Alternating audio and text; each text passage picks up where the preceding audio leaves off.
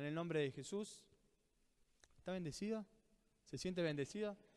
Amén. Vamos a darle gracias a Dios. Y dice ahí en Marcos 11:12, dice, al día siguiente cuando salieron de Betania, tuvo hambre. ¿Quién? ¿Quién tuvo hambre? Jesús, ¿no?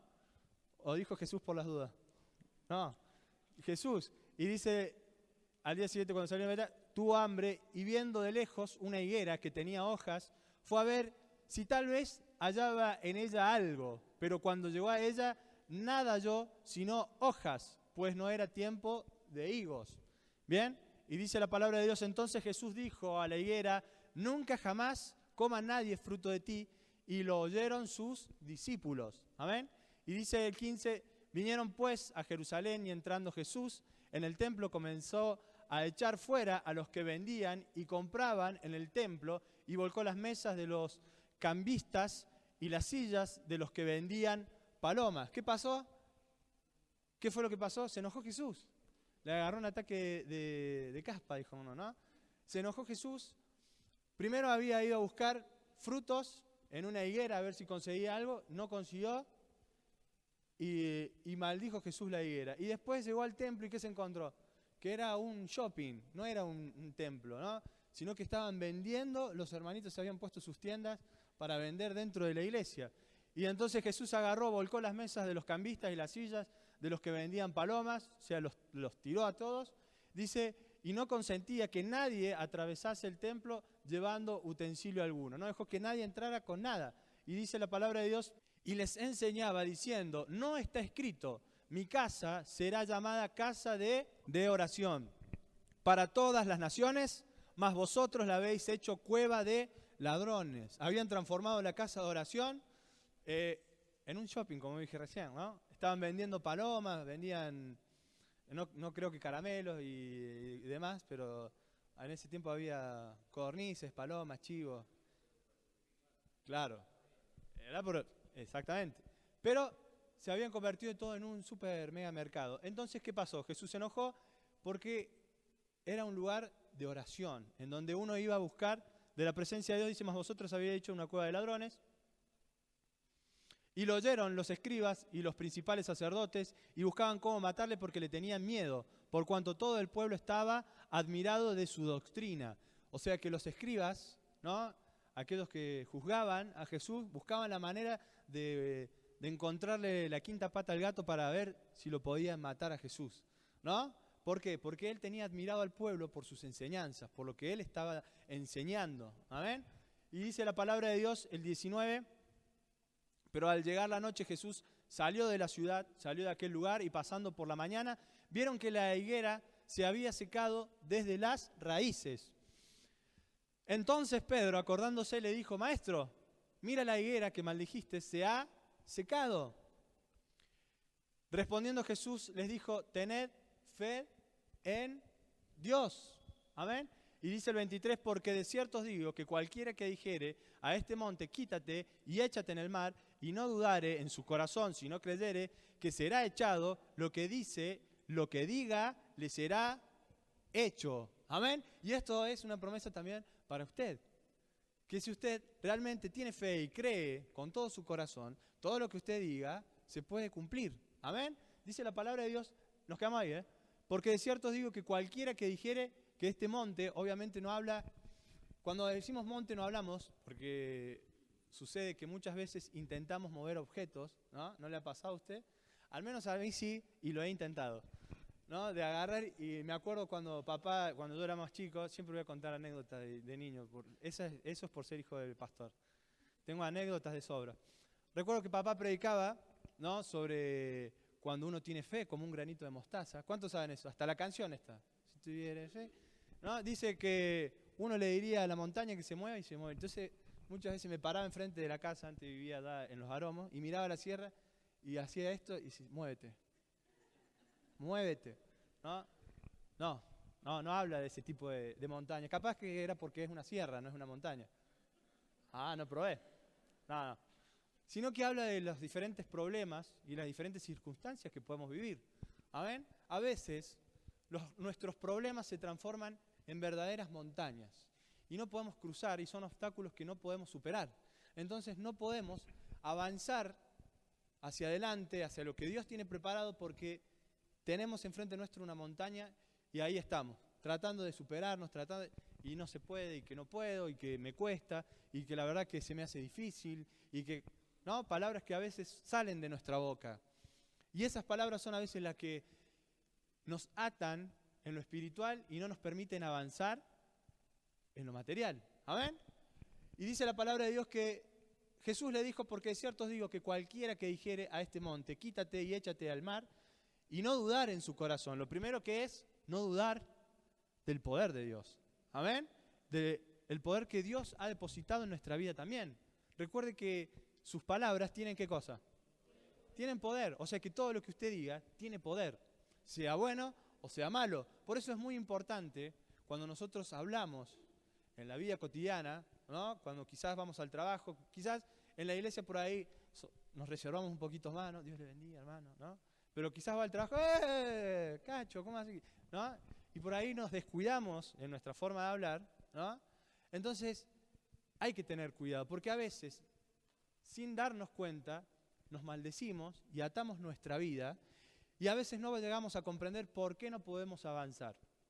Quizás usted se esté preguntando por qué hoy por hoy no es bendecido, por qué no puede seguir adelante, por qué tiene tantos problemas, por qué no resultan las cosas quizás con su pareja, no le habla a sus hijos y sus hijos no entienden, y tantas otras cosas más. Y a veces es simplemente por el hecho de que no nos cuidamos en la manera de hablar con los demás. Y en ese hablar con los demás quizás maldecimos, y cuando decimos maldecir es hablar mal, ¿no? Entonces, ¿qué sucede? Atamos en lo espiritual y no podemos avanzar. Entonces, lo primero que hay que hacer, dice, es no tener dudas en nuestro corazón. Porque la duda es una puerta al enemigo, ¿no? Es cuando está en la indecisión de uno. ¿Será así? ¿Y si yo oro y no se sana? ¿Y si yo oro y no pasa nada? ¿Y si voy al trabajo y pido el aumento, capaz que me echen? ¿Y si me fijo y entra esa duda que es de quién? Del enemigo, del diablo. Entonces, ¿qué sucede? Nos trabamos y ahí es cuando se forman esos montes que están delante de nuestra vida. Pero dice la palabra de Dios que si no dudamos y nosotros pedimos que esos montes se corran, ellos se tienen que correr en el nombre poderoso de Jesús. Y dice, y no dudaren en su corazón, si no creyeren que será hecho, lo que dice, lo que diga, le será hecho. O sea que todo lo que usted diga y usted todo lo que usted crea con todo su corazón, le será hecho conforme a la voluntad de Dios. ¿Amén? ¿No le parece de bendición? Amén. Denle un fuerte aplauso al Señor, así toma agua.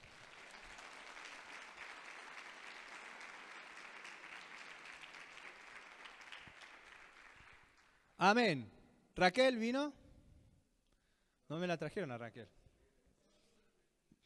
Bueno, vamos a tener que buscar un aplaudidor oficial. Raquel, estás vos, así que nada. Dice la palabra de Dios que todo será hecho. Y sigue diciendo, el versículo dice, por tanto os digo que todo lo que pidiereis orando, creed que lo recibiréis y os vendrá. Amén. Orando, que es lo primero que un hijo de Dios tiene que hacer. Entrar en la intimidad con el Padre. ¿Cómo podemos pedirle a Papá Dios si no hablamos con Él, si no conversamos con Él? Es como que yo intente pedirle a mi papá, ¿no?, que me dé algo si no hablo con Él, si no tengo una charla con Él. Y si no me siento y le digo, papá, necesito plata. O cuando era más chico, papá, préstame el auto. ¿No? ¿No le ha pedido usted? Se trata de una intimidad con el Señor. Se trata de entrar en una comunión con nuestro Padre Celestial. Y de nuestro Padre que está en los cielos, Él escucha nuestra oración. Él está atento al clamor y a la necesidad de cada uno de sus hijos. Hemos hablado de bendición, hemos hablado de que Dios abre la ventana de los cielos, multiplica, sobreabunda, y a veces nos cuesta creer que eso va a suceder. ¿Por qué? Porque como leíamos recién, entramos en la duda de que si será o no será, de que si realmente se va a cumplir esa promesa que quizás el Espíritu Santo de Dios nos depositó alguna vez en nuestra vida. Quizás el Espíritu Santo de Dios trajo una palabra, una promesa para nuestra vida y quedamos pensando si realmente iba a ser así o no. Quedamos pensando si realmente eso se iba a cumplir o si quizás pasó de largo o quizás no era para mí y se equivocó. Creo que Dios se equivocó. Bueno, capaz que era para el hermano que estaba al lado y como estaba al lado me tocó a mí. No, al contrario, es para usted. Las bendiciones es para cada uno del que cree realmente con todo su corazón de que Dios lo va a hacer.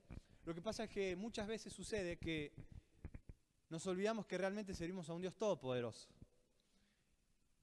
Creemos que Dios es el que abre los mares, ese que resucita a los muertos, ese que da vista a los ciegos, sana a los enfermos y demás, solamente está en la Biblia y nada más, ¿no? Quizás, no, pero bueno, sí, Dios en ese tiempo hacía un montón de milagros, ahora no. Sí, Dios lo hace y está dispuesto a hacerlo con usted. Si usted cree, está dispuesto realmente a utilizar su vida y a moverse de otra manera, si usted realmente acepta el desafío de decir, Señor, yo creo en lo que vas a hacer a través de mí. Porque usted no se olvide que solamente es un instrumento en sus manos. Amén. Dice la palabra de Dios, habla sobre el alfarero y cuántas veces, ¿no?, somos barro en sus manos y cuando el Señor empieza a trabajar en nuestra vida y empieza a quitar esas pequeñas piedritas que quizás están de más, porque Él quiere un jarrón perfecto y ahí es cuando nos empieza a doler. No, Señor, pero me cuesta mucho.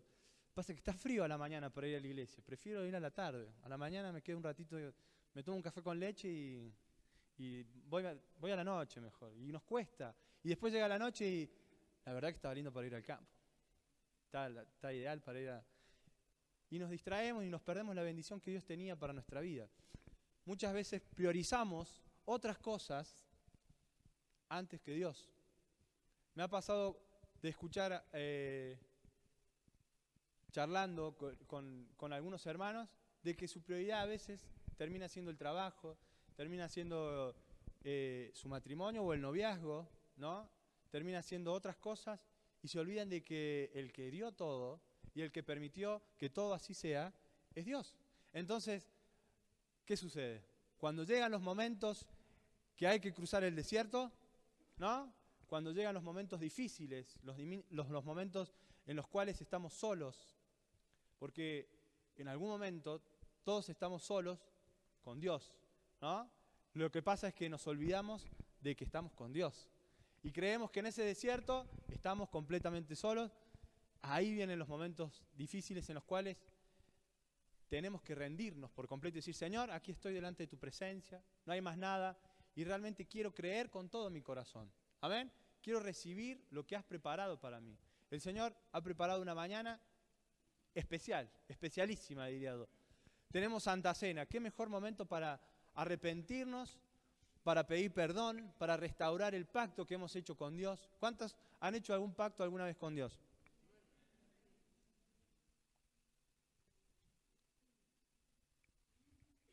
De sacrificarnos y decir, Señor, como decía yo cuando era más chico, me voy a portar bien esta semana. Voy a hacer un pacto contigo. Me voy a portar bien esta semana, Señor. Me voy a portar bien esta semana. Yo lo hacía de chico, ¿no? Decía, Señor, me voy a portar bien esta semana, pero la semana que viene tengo que salir bien en todas las materias. Claro, pero faltaba el factor estudio, entonces era difícil salir bien en todas las materias si no estudiaba. Era complicado, ¿no? Pero, claro, el pequeño detalle, porque es como venía una palabra hace poco, la fe sin obras es muerta. Entonces, si no accionamos en la fe, podemos creer un montón, pero si no tenemos obras, está muerta. Entonces, depende mucho de nosotros, de nuestra actitud delante de Dios y decir, Señor, creo en tu poder, creo que lo vas a hacer, creo, pero acá estoy, yo también estoy dispuesto a que me uses como tu instrumento ideal. ¿Amén? ¿Amén? Decía la palabra de Dios, por tanto os digo que todo lo que pidiereis orando, creed que lo recibiréis y os vendrá. Y el 25 dice, y cuando estéis orando, perdonad. Dice, si tenéis algo contra alguno, para que también vuestro Padre que está en los cielos os perdone a vosotros vuestras ofensas. ¿Cómo es esto? Y cuando estéis orando, perdonad. Si tenéis algo contra alguno, o sea que para que Dios me perdone a mí, ¿qué tengo que hacer? Porque el perdón es traer libertad. El perdón es soltar, ¿no? El perdón es dejar atrás lo que me ataba para recibir lo que Dios tiene más adelante. ¿Amén? ¿Amén? Amén. Dice que lo primero que hay que hacer es estar orando. Después hay que perdonar y recibir el perdón que viene del Padre. Quizás, y lo cuento a modo de testimonio, muchas veces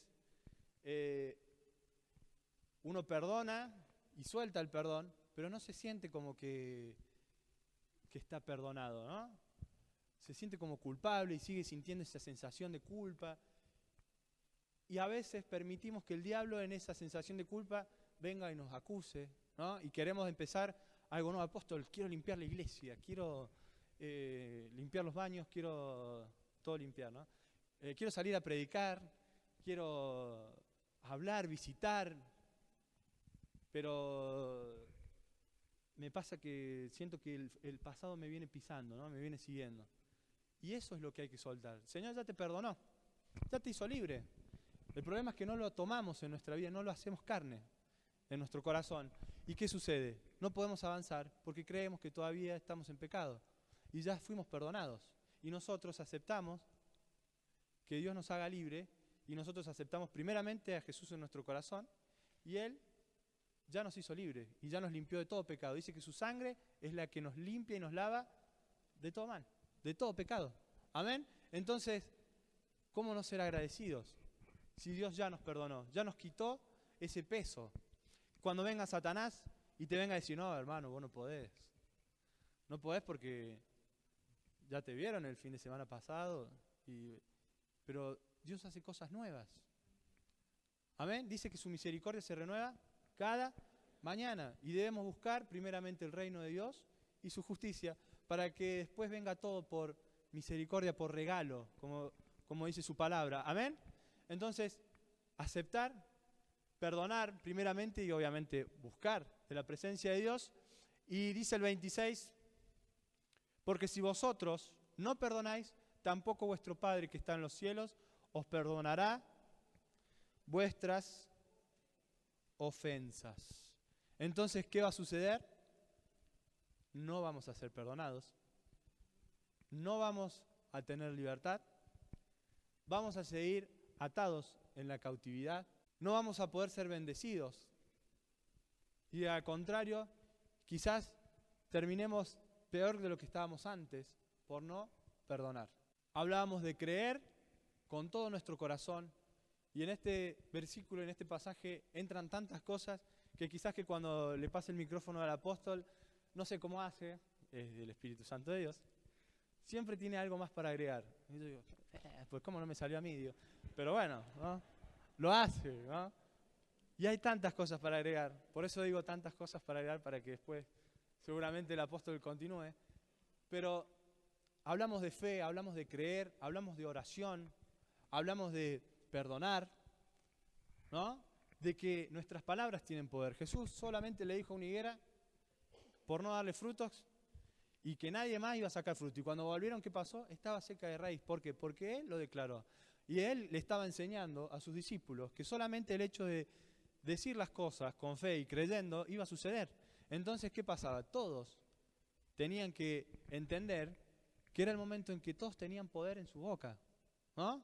Ese era el momento en que Dios le estaba enseñando, Jesús le estaba enseñando a sus discípulos, mirá, solamente dije la palabra y se cumplió, porque lo creí y porque tengo fe. Y porque obviamente Jesús estaba en una comunión con su Padre. como nosotros debemos estar con nuestro Padre. Amén. Entonces, el Señor está dispuesto a bendecirnos. El Señor, cuando hablo de bendición, y algo que tengo claro, no es siempre de bendición, ¿no? Porque nos gusta bendición, pero el Señor tiene más bendición, no más bendición, ¿no? De llenarnos en su totalidad, de llenar nuestros corazones en abundancia en el Espíritu, de que cuando nosotros vamos a nuestro trabajo, a la facultad, a la escuela, a donde usted se mueva, las personas lo miren distinto, ¿no? Y no porque, y todos me miran, no. Porque por ahí dice, no, tengo algo raro, debe ser el perfume. No, es porque usted lleva la presencia de Dios dentro de su vida. Porque larga un destello de luz que usted quizás no se dé cuenta. Y usted sonría, y no es que está más bonito, aunque está más bonito, ¿o no? Dígalo, sí, amén, soy más bonito en el nombre de Jesús. Créalo con fe, hermano.